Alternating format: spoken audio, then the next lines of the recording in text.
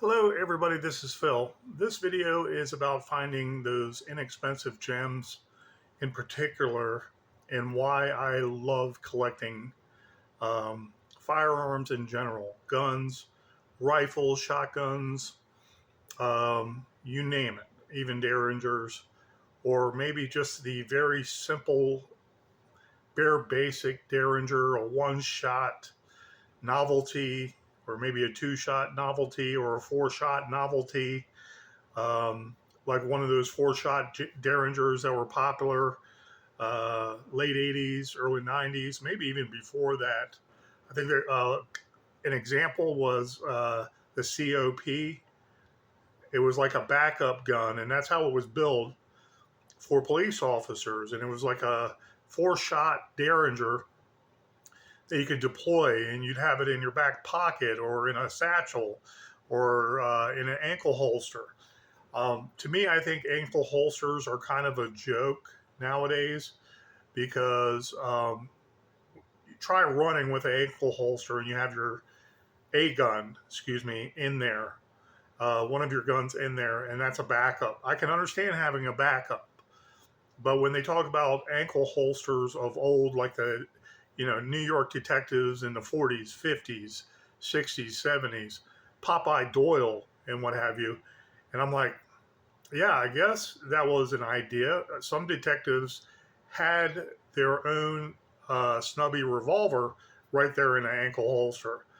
And they did that because they didn't want to give the impression that they were armed and offend people. And I don't mean offend them in the normal sense, but you imagine speaking to someone who is grieving because a shooting just occurred. And you have a detective there, and all these police officers in uniforms. You have a detective there, looks nice, well spoken, dressed well, and he doesn't have all the guns and everything. All he has is a notebook and a pen or a paper to sit there and ask you some questions and try to be as polite as possible without appearing offensive or heavily armed. Or every time he goes to speak to someone, he's expecting confrontation and to use a weapon to defend himself. You can elicit more information if you give the appearance of not being armed. I understand that. And as a cop, people have understood that way before I came along. And so that's why an ankle holster might be deployed, not in a backup situation, but as a form of self defense, as part of an everyday carry for the police officer, the police detective, and they're in plain clothes. And their idea is to blend in with the community as much as possible, not necessarily to detect crime, which is also a facet of carrying concealed, but also to appear less threatening. And it works. It helps people out. It helps people divulge more information because they don't see that detective as a threat. Anyways, all those novelty guns I love finding if I can get them inexpensively. And I love those gems. I love those gems that are kind of archaic in nature. They're kind of from the past. And this next weapon I purchased today was $149. 22 long rifle. And it's a rifle, but it was so neat because it's mostly plastic. Okay. It's a pretty durable bolt action. I'm usually not into bolt actions. Every video I've done about any weapons, usually a shotgun pump, semi-automatic shotgun, semi-automatic handgun, semi-automatic rifle. I'm very simple like that. I like to pull something out. I don't even like safeties that often, but if I have to deploy the safety and turn the safety off, shoot it with every trigger pull, shoot it with every trigger pull, I'm okay with that. I learned my weapons very well that are for, I want to say, offensive and defensive purposes in case we have to deploy a weapon to go approach someone that's harming others. That's what I mean by offensive, not me going out and harming innocent people. That being said, I'm not into bolt action rifles hardly at all. I see there's a purpose for it. A lot of people like it, where that bolt is changed each time they fire the weapon. They change the bolt, And there's a skill to it. I am not that skillful with a bolt rifle of anything, but I see a purpose for that. I see an old school need where most more mature men are out in the woods, they're hunting, they just want a simple bolt rifle. They don't want a semi-automatic. They don't want a bunch of safeties all over the place. They don't want to feel hassled when they just want to get off that first initial shot during hunting. And there's some that still believe of the old school philosophy that a bolt action, uh, like a 30-30 something, I don't know. I've seen bolt actions also for the 65 Creedmoor and other higher velocity rounds that are sniper in general. Okay, there's a 50 caliber BMG, okay, that can reach out and touch you 1,000 meters away, and it's a bolt action, single shot. Okay, I forgot who is it that Serbu it might be that makes some bolt action single shots. There's still a $4,000, $5,000, 50 caliber rifle. So someone can say they have it and it's a single shot. What could you do with that tactically? You could do a lot of things if you think about it in a wartime situation. Reaching out further to harass your enemy or take the enemy out, a single person of high value, and it can be a bolt action. Okay, do you have support team members with you with fully automatic weapons? All these other things with your spotter. Does he have the fully automatic weapon to defend you if that's all you have is a bolt action? On top of hunting occasionally. So there's a need for it, and it's kind of niche. It's not necessarily, I want to say, it's not necessarily just something you have and that's all you want. It's a niche, and it's not necessarily utilitarian, is my point. So anyways, I went perusing today, and I have one JHP 45 on layaway at one location, and I wasn't going to pay any money today to any of it until probably another month. And I was thinking, okay, let's go peruse another place. So this place I go and peruse in Opal, Virginia, they have all kinds of old stuff that is pretty neat, pretty archaic. Might be from the 70s, 80s, and 90s, okay, to give you an idea, 30, 40, 50, 60 years ago. But it was more modern, and it looked neat back then. And so I was thinking to myself, with my children, they have plenty of 22s now that their mother can start training them on, and I can go shooting with them when they get older, and I can train them even more skill. And I was thinking about the cricket, the little 22 rifle. It's this big, it's not that big at all, and it shoots one shot. I believe it's bolt action. I see it all the time. I see them all the time because people get rid of them quick when their children don't need it anymore. The children have it, and the children are like, I'm going to upgrade. I'll sell this cricket. And then the next child can, the parent and child can own it. And I'm like, wow, that's kind of, whoever makes crickets, it's a separate company and not well known. The Cricket 22 long rifle, single shot. I don't know what's the name of the company per se, but that's their only gun they make. When I saw the company's name one time, I forget it off the top of my head.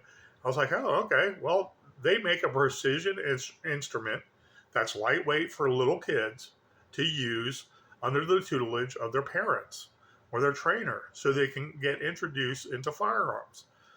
And I love that philosophy because then the kids are used to it. As they get older, they're not afraid of guns. They have respect for guns. They're not sitting there, oh, I'm curious, let me pick out mom's or dad's handgun and show it around to everybody and then accidentally kill someone. Okay, so we should start with our children and only us training young how to respect a handgun first. All the safety protocol.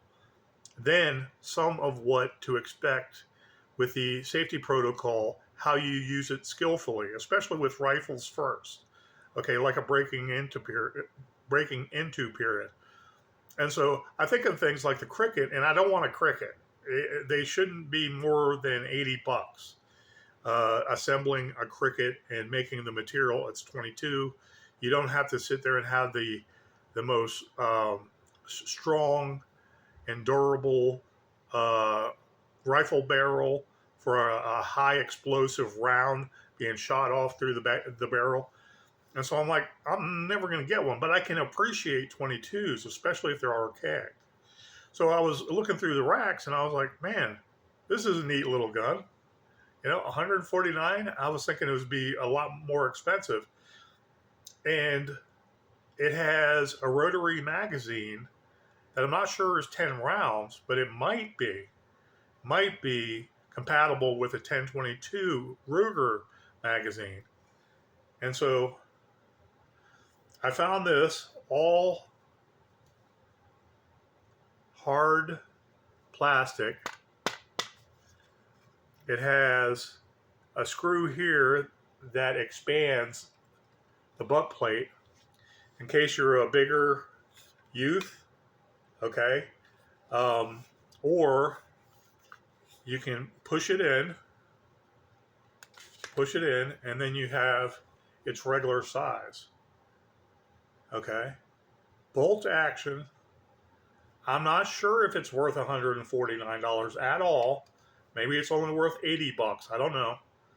But this is the kind of gem, it's unloaded, kind of gem I talk about when I collect cheap, inexpensive guns that I just train with or I practice with and, hope they work. Of course, I haven't test fired it yet. Cross bolt safety right here. Okay. And simple bolt action. Just like that. And here. Okay. I just put the rotary magazine in earlier. And so this slide button here, this slide button is not pushing it out. Okay. Going through the action, I'm pushing it out. Little rotary thing. This actually looks smaller than the Ruger 10 round rotary box magazines. But just a really cute piece of machinery. Now put the button, the release, back some. Okay, that might be backwards. Let's try it this way. Fits right in. Rear adjustable sights, front sights. Really just a cute, adorable rifle. And it's all one piece here. I'm not too sure that it couldn't be broken down right here. I don't know if you can see it. This ring here has some Allen keyholes that might disassemble the barrel. $149 consignment. Now, would you use this for self-defense? Probably not, but you could, theoretically. Get that first shot off on the person who's harming you and try to do the most damage. Something like this, 22 long rifle, 16-inch barrel, okay, at the least. You can get a headshot while doing self-defense and take down your enemy. Cute. Well, anyways, looking at this, I was like, well, who makes that? And this was made by Daisy Company before they started, well, not before they started making BB guns, but before they stopped. I didn't know that they made 22 long rifles at all. And this is the legacy model in this old box. This box is faded. So I'm going to research It's the Legacy by Daisy, and it was consignment, probably from an estate of someone passing away, or they found it in a house of relatives who passed away, or maybe they just didn't want it anymore, and they're about to consolidate everything in this old house, regardless. And they found this. It looks, the hard plastic is almost, you would think, it's not a gun at all initially, until you look at the bolt. And it's just an interesting piece of machinery. Solid. You can use this self-defense that way. Block a punch, block an attack on you with a melee weapon. And they really just made stuff to last back, I'd say, 40 years ago. You know, this is easy for especially a guy of my stature to hold. But even though it's a little heavier for youth, they could still enjoy this handgun plinking. And I'm going to check out the magazine, but I want to fire this for $149 and some nostalgia to it, some history to it. And I don't think there would be anything wrong with it. Just a single action, bolt action, single shot at a time, 10-round magazine. And who knows, with this is making me think this breaks down better. Maybe I'll do a follow-up on this, but this is the Daisy 22 Legacy. 22 long rifle. I believe it's 10 round capacity. And looking at this, I was thinking about something. There was local constabulary, the police, got a call for a rabid raccoon going up and down the street, and it was going around in circles like it was dying of rabies. I was thinking a car hit it personally, the way it was going around in circles and just really acting crazy for an animal. You know, raccoons, when they're healthy, they'll usually scurry away from humans. Some of them are brave, but that comes to how hungry they are and do they need food at that moment. Okay, when they get a little bit more brave, coming into the yards, coming into the trash cans, looking for food, pillaging some gardens. And I was sitting there, I was like, okay, I'm walking up and down the street, and I'm doing my exercises, and I'm hiking. And there was a female animal control officer, and there was a city police officer, and they were just sitting there, and they were like looking at this raccoon. And I was thinking to myself, hey, okay, if these guys need a 22, I'll loan it to them, but I don't want to carry it out to them. Okay. And so they just sat there and waited to two women in a scout car. I'm sorry. They waited for animal control, and then animal control sat there. I was like, okay, if you were on the farm anywhere in America, maybe the world, had something like this, put in a 22 and euthanize the animal that quick. Euthanize even dogs that quick with a headshot. Euthanize cats, feral cats. And if this is practice that, and you have your target aim, and you adjust the sights to that dead-on shot at 25 yards, I mean, within a quarter, then you can euthanize anything you need to. And that is another purpose of having something like this, having a gem like this. So after this video, I'm going to see if I can break it down more and see if it's a two-piece or taking the barrel off is something you do to disassemble everything just to clean it. But those gems are out there, and this is why I collect guns. It's not necessarily to harm people. I will defend myself. I'll always make sure my family is defended in my community, in my state, in my God great United States. But they're out there, and cool things like this is what makes collecting weapons and guns, rifles, shotguns, derringers. So fun. Thank you guys. Please have a great day. Be safe out there. Take care.